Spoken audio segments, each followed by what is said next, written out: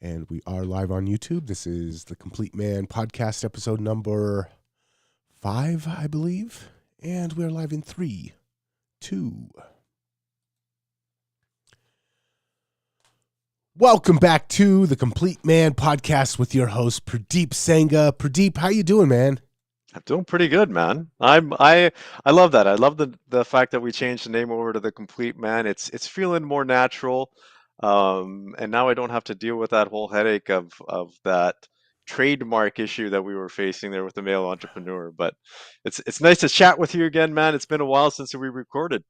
It's been a while, and you've kind of been through the ringer, and I'm just glad to be back on the mic with you. Yeah, it's been great. We can actually talk about that. I think it's it'll be a great one. Let's save that for the next episode because I think that falls into what I want to discuss there. Um, because there's a lot that's happened in my life over the last few weeks, and not all of it has been good. So that's going to be the next topic. So if you're listening and things aren't going well for you, tune into the next episode for sure. Um, but today's episode is really interesting as well because this has been a common theme. I think what ends up happening is I can say from my experience is that 8 out of 10 guys are struggling with this, and what they are struggling with is having an unsupportive spouse.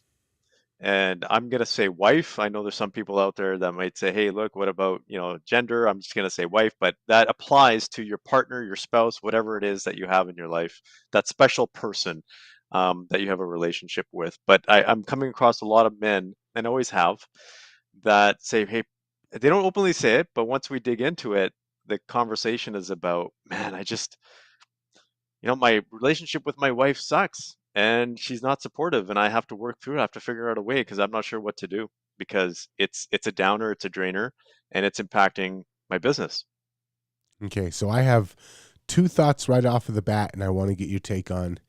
Number one, a lot of times, especially like very entrepreneurial driven guys, a lot of times we'll attract a partner that really loves that about us. Oh, you've got a mission, you're driven, you're not like my last boyfriend who just sat on the couch playing PlayStation all day. And it's like one of the things that really draws a partner into you. Hmm. And then 9 months, a year down the road, they're like, "Oh, you don't pay enough attention to me. You're always working on your business. You're always doing the entrepreneurial stuff." And so the thing that attracts them at first ends up being something that starts to repel them. I wanted to get your thoughts on that. Yeah, I think that's natural, because it's we are the reason why we're attracted a lot of times to our partners because they bring an aspect to our lives that we don't have or we're missing. But then when we get with them and then we realize that sometimes it clashes or it conflicts with our own personal beliefs or values or how we structure our life, it can become a challenge. That's a normal part of relationship. And you have to, everybody, let's just say you two ends of the spectrum, you have to be able to navigate and come to some kind of medium ground. And that's both participants or both parties in the relationship. That's just a natural part. But when what ends up happening, and here's the main reason why people have this issue, and they start complaining about things, is ultimately if someone is not happy in the relationship or is complaining about what you are doing, it's typically because their needs are not being met in some way. That's ultimately it. Something inside of them in terms of their need is not being met. Now, I'm not saying that all of their needs are valid. That's the other thing, right? Maybe they might have a need that is not healthy. For example, if they need you to be around 24/7, right, that might not be a healthy need. But maybe they need to spend a certain amount of time with you every evening of quality time, non-interrupted time. That is a healthy need, right? And so you, as a partner, you have to understand, are you actually meeting your spouse's or your partner's needs? And that's ultimately what ends up happening actually in men's relationship, because a lot of times we become one-sided. We spend so much time in our business that we don't meet our partner's needs, but sometimes we don't even know what the needs are, right? The partner might not communicate effectively, or we just might shut it out, or we might think, especially as us as men, and this is very common, is we believe that because we are working hard and we're providing a lifestyle, that that should be good enough for the family. Like, why else am I working so hard? I'm doing everything for you, right? That's the common thing that we think. But there's other needs that people have, our spouses, our wives, and our kids. So you kind of answered my second question, which was, is it possible that sometimes when we're thinking, why isn't my wife supporting me, the shoe or I guess it's a two-way street. You might not be supporting them in the way that they need to be supported. You Hmm. might think I'm supporting you financially, but you might not be doing all of the other stuff that they might be thinking the same thing. They might be looking at you and be saying, "Why isn't this guy supporting me the way I need to be supported?"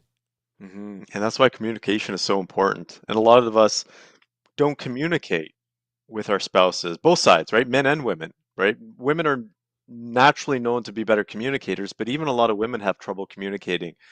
And so communication is important. If you are open and if you tell your partner how you feel in a neutral way, in a loving way, your partner, and most of the time, will accept that, will take that in and want to be there for you because they love you at the end of the day. Ultimately, you love each other. It's just being able to communicate what each of you wants and being able to deliver on that.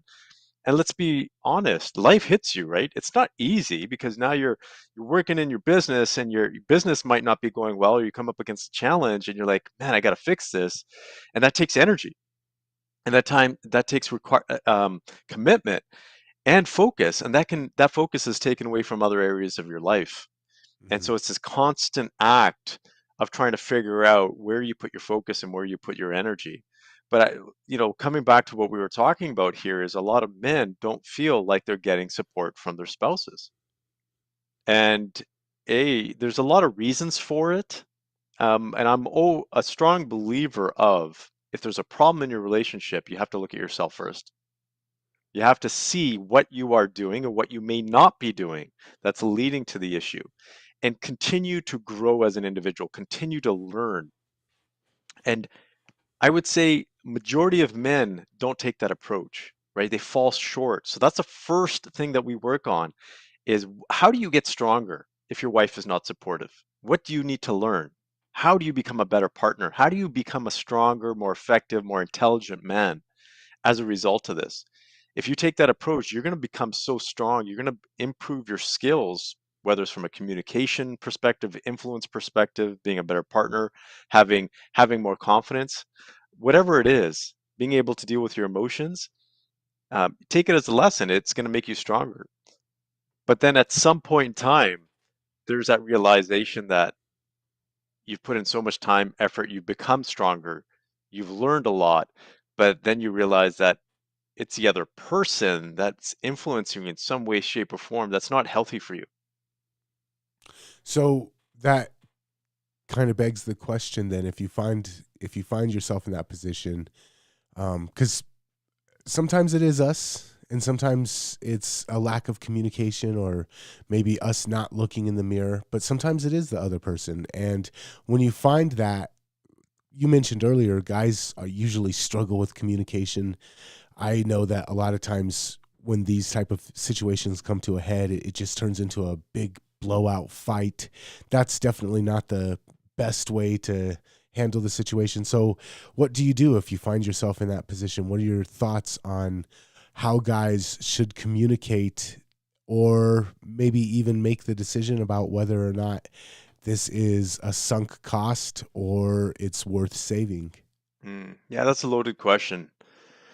Uh, eh, so where do I start? So the first thing is, how do you communicate? And there's a lot of studies that show, for example, if you pray for your spouse, you're gonna actually get that actually reduces your chances of getting divorced.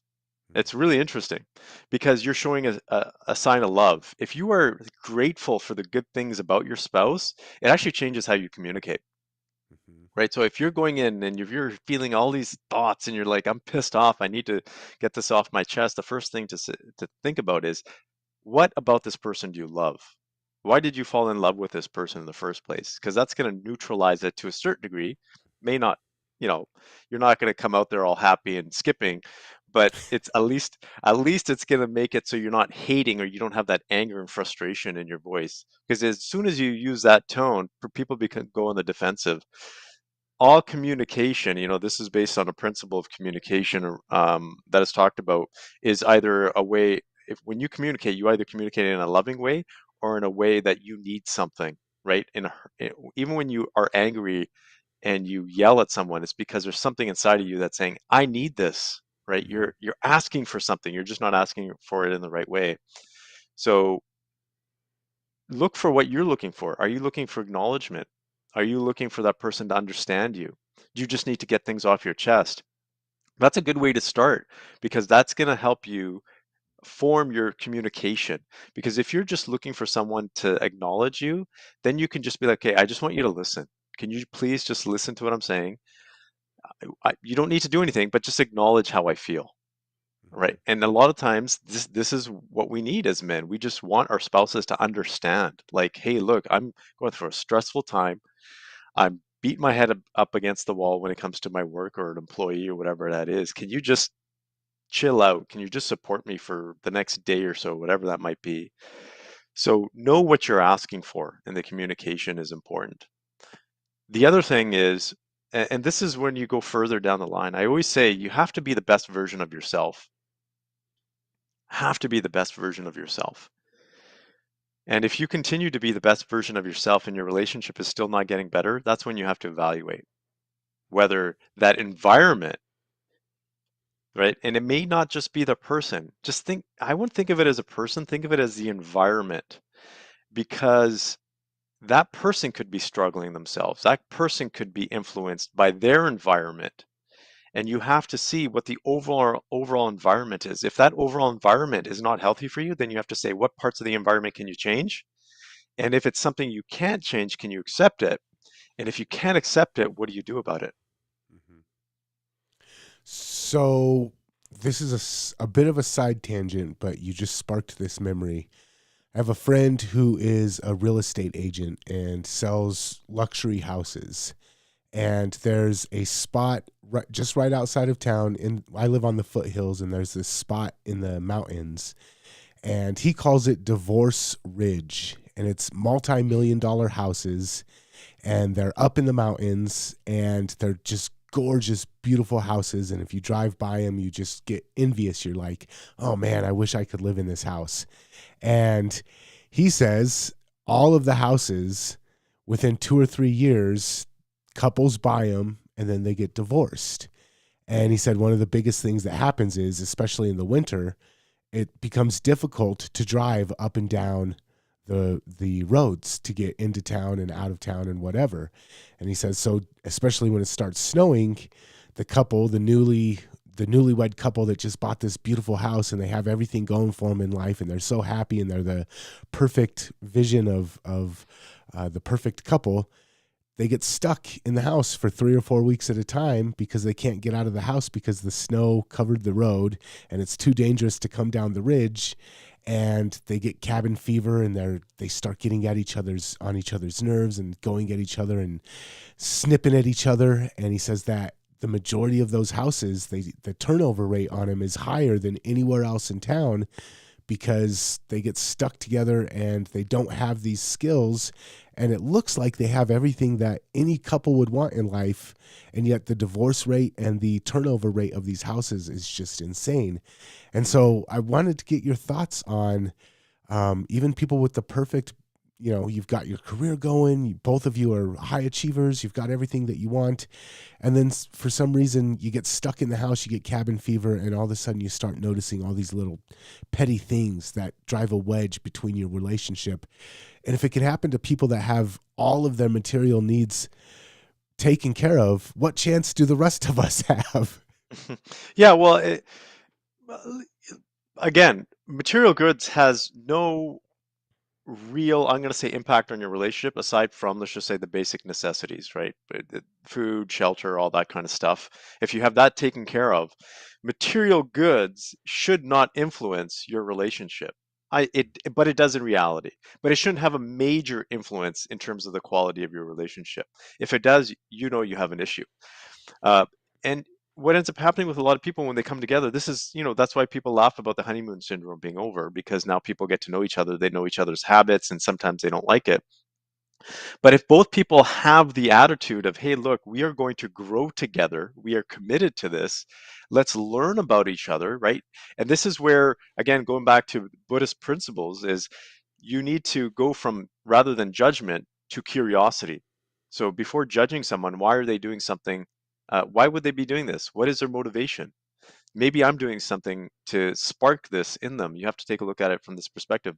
But this is something that actually over the last few weeks I've been thinking about this, not only for myself, but the men that I work with. But it's ultimately something that we have to be aware of is our level of effectiveness. And we have to be effective in different roles of our life. So we have to ask ourselves, how effective am I being as a husband? And in order to be effective, we need to know what is our role as a husband? Like, what does that mean? Hmm. And in order to be an effective husband, you have to know what the expectations are of the other person. And no, very few of us actually sit down in our relationship from the beginning, or even couples don't do that their entire lives, or up until the point that they're divorced, and say, what do we expect from each other? As a husband, what do you expect from me? And then vice versa. So effectiveness in whatever role you are in, you have to be effective in it, right? So I always ask myself, am I being an effective husband? Am I being an effective father? If I'm not, then what do I need to do to be effective? Like, and, Yeah. and I do research, like, what does a good, effective father do? Right? Like, that's the kind of stuff that we need to analyze and research. But a relationship is just like any other project. It really is. You have to, and I treat it like a project. I have to say, okay, how do I actually get the results that I want? How do I improve myself? What are the KPIs in this relationship? Like, are we having more sex? Are we having less sex? Are we happier with each other? Are we joking with each other? Like, it's something that I think can be measured. And I think if we don't be conscious and intentional, then we fall into complacency. And that's where things get tricky for relationships. But again, I think getting back into the original conversation, what happens when you get to that point of my spouse isn't supportive of me? Hmm. I've done everything I can and I don't feel my spouse is supportive. So now what? So Nathan, I don't. now what? What do we do? I don't know. This is your podcast, man. You're the Yeah, one who's and it's a happily really, married, not me. yeah, this is a tough one because I'm a firm believer of marriage. I'm a firm believer of staying committed. I'm a firm believer that you have to feel good about yourself when you're with a person. If you are no longer feeling good about yourself, you have to figure things out. And that could be maybe going to a relationship counselor, right? Maybe even taking a break for a bit. Um, on the flip side, I've seen people leave relationships thinking that the grass is greener on the other side, and it has not been. Hmm. And so you have to evaluate all aspects of your decision. But what ends up happening, 90% of guys get into this trap. They make no decision. Hmm. They won't go one way or the other, right? They Yeah. won't go all in into the relationship and they won't leave it. So now they're in nomad's land for their entire lives. And that's a crappy place to be in. Yeah. One of the things that you mentioned, and I just want to get your take on it before we're out of here. You were talking about praying for your spouse, or you were talking about, or I guess what I got out of that is a lot of times in life, I find that when I feel like I'm needing something, when I feel like I'm desiring something, it's completely counterintuitive, but the best thing to do is make sure that I'm giving it. To make sure that if I want love, if I want support, make sure that I'm giving love and support. And there's this weird thing in the universe where if you give what you desire, it tends to come back to you. I wanted to get your thoughts on that before we're out of here. Yeah, we're talking about good old karma, the laws of the universe, the laws of energy, because we are electromagnetic beings, meaning that we emit energy and energy attracts like energy. And so that is you could say a spiritual practice of law. It's actually physics as well. But yeah, if you want to receive understanding from your spouse, give understanding. If you want to receive love from your spouse, give love to your spouse. And typically that does end up working. And Nathan, I'm so glad you brought that up because if we pour everything into our spouse that we want in return, things will change a little bit. Hopefully your spouse uh, understands that and reciprocates. And then again, that is a sign. if over a period of time you continue to give what you want in return, and you don't receive it, then you have to make some real tough decisions. And the last thing I want to leave with listeners is you have to make a decision. Mhm. Making no decision and sitting there waiting for things to change without actually changing yourself or trying to change the situation is not going to get you where you want to be. So you have to take that approach. You have to take the bull by the horns and do something different. Okay, so this might have been a horrible example of marketing for the podcast because I have no idea what the answer to this question is. I know that you help people with their businesses, you help people become more effective business leaders. The stuff that we talked about today, though, is that something that comes up in your mentoring with guys? Is that something that you work on guys with? And if so, how do guys get a hold of you? Yeah, absolutely. It is because our personal lives impact our business lives 110%. And majority of the times, uh, if we're not doing well in our personal life, it's going to impact our business, and there's going to be a reciprocal or cyclical effect. So yeah, we have to work on the whole picture in order to make you more money or more successful in business. So absolutely we do. The one thing I want to leave with this is the way we work with men is we get them to feel so good about themselves, get to a point where they have increased their skills, their knowledge, their abilities, and confidence with themselves. Even if the relationship doesn't go as planned, at least they know they've done everything they could. Mhm. They've given it everything they could. They've grown as a result. They've changed their behavior. They've provided their spouse with what they needed, and it's still, let's just say the relationship still doesn't work, they can still walk away with their head up high and feeling great because at the end of the day, they did everything they could. If that sounds like something, that's challenging you, then yeah, definitely you can reach out. You can reach out to me via email at team@purdeepsangha.com. You feel free to connect with me on all social media channels, mainly LinkedIn.